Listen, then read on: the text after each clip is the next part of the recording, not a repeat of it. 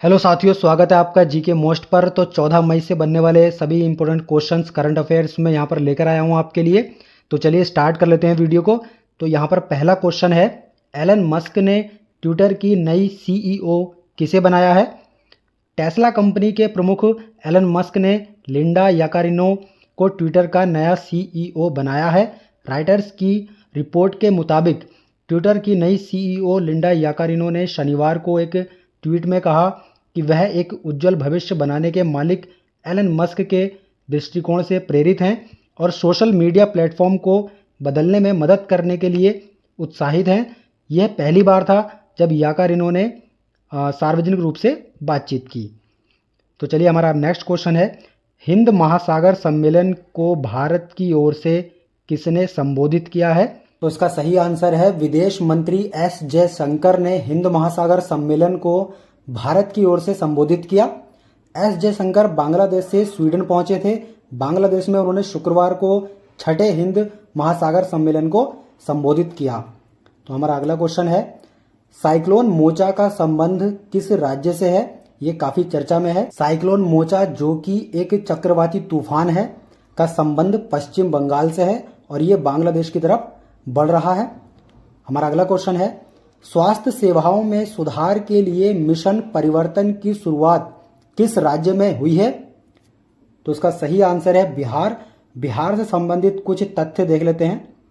तो बिहार से संबंधित तथ्य हैं, यहाँ का जो उच्च न्यायालय है उसे पटना उच्च न्यायालय कहते हैं, और राष्ट्रीय उद्यान वन्य जीव अभ्यारण्य बिहार, कैमूर वन्य जीव अभ्यारण्य, वाल्मीकि वन्य जीव अभ्यारण्य टाइगर रिजर्व है, और जो प्रमुख लोक नृत्य हैं बिहार के वो हैं छऊ, विदेशिया, जट जटिन, मगही और मधुबनी पेंटिंग। इसकी जो प्रमुख खास बातें हैं बिहार से जुड़ी, इसको आप ध्यान रखना। तो हमारा अगला क्वेश्चन है, हाल ही में किस शहर में वैश्विक आयुर्वेद मेला आयोजित किया जाएगा?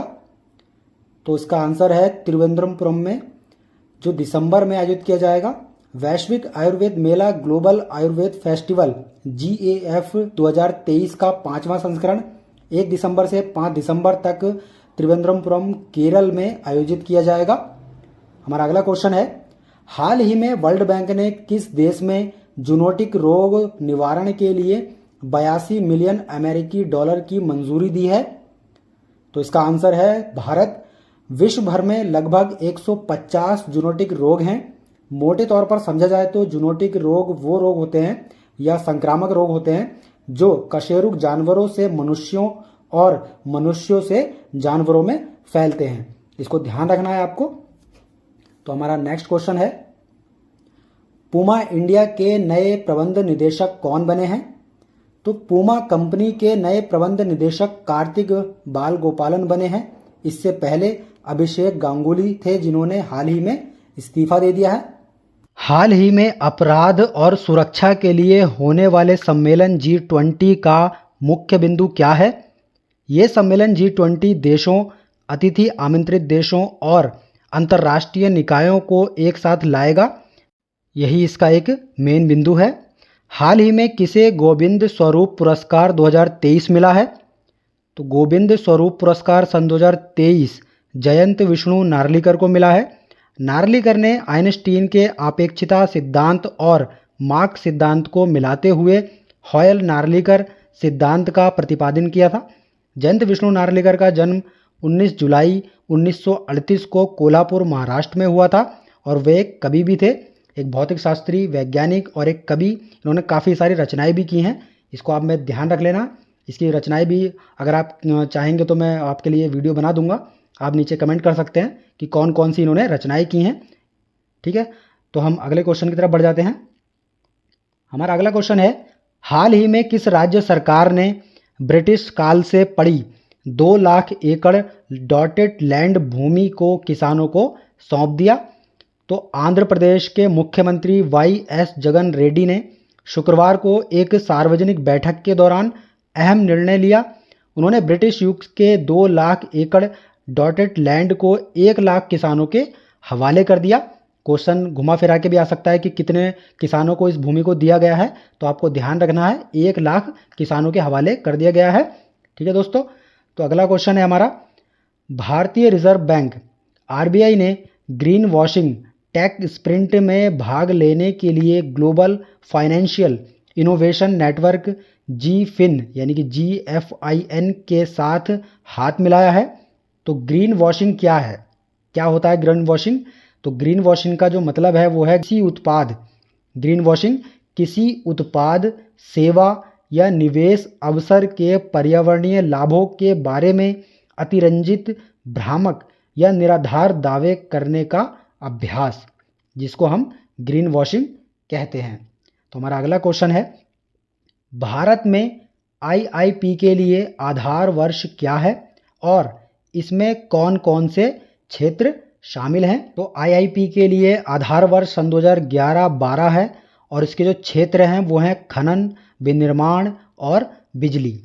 तो हमारा अगला क्वेश्चन है, उपभोक्ता मूल्य सूचकांक पर आधारित भारत की खुदरा मुद्रास्फीति अप्रैल में कम खाद्य और ईंधन की कीमतों के कारण पिछले महीने के 5.66% से घटकर 4.7% हो गई। भारतीय रिजर्व बैंक द्वारा निर्धारित मुद्रास्फीति दर की स्वीकार्य सीमा क्या है? तो इस एक क्वेश्चन से आप काफ़ी सारे क्वेश्चंस बन सकते हैं। कितनी मुद्रास्फीति दर है और कितनी पिछले महीने थी और कितनी अब है, ये सारी चीज़ें इस क्वेश्चन में आ गई हैं, आप इसको सही से एक बार देख लेना। तो यहाँ पर भारतीय रिजर्व बैंक द्वारा निर्धारित मुद्रास्फीति दर की स्वीकार्य सीमा 2 से 6% होती है। तो जो भी साथी हमारे बैंक की तैयारी कर रहे हैं वो इस क्वेश्चन आंसर को सही से देख लेना, क्योंकि इस एक क्वेश्चन में काफ़ी सारे क्वेश्चंस और आंसर्स छुपे हुए हैं। तो चलिए बढ़ जाते हैं हम अगले क्वेश्चन की तरफ।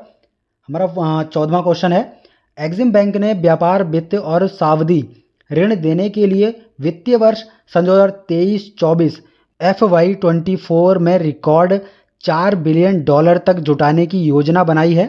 तो इसमें एक्सिम बैंक क्या है? तो दोस्तों आपको पता होना चाहिए एक्सिम बैंक क्या होता है, क्या चीज़ें हैं इसके अंदर। तो मैं आपको बता देता हूँ, एक्सिम बैंक भारत सरकार के स्वामित्व वाली एक निर्यात ऋण एजेंसी होती है। तो हमारा आखिरी क्वेश्चन है, एक्सिम बैंक के वर्तमान अध्यक्ष और प्रबंध निदेशक कौन है? तो इसका सही जवाब होगा हर्षा बंगारी, जो कि एक्सिम बैंक की निदेशक हैं। तो दोस्तों वीडियो पसंद आया तो वीडियो को लाइक कर देना, और अगर आप चैनल पर पहली बार विजिट कर रहे हो तो यार सब्सक्राइब कर देना, क्योंकि आपको रोज़ाना करंट अफेयर्स की वीडियो अब यहाँ पर मिलती रहेंगी। ठीक है दोस्तों, मिलते हैं अगली वीडियो में, तब तक के लिए जय हिंद, जय भारत।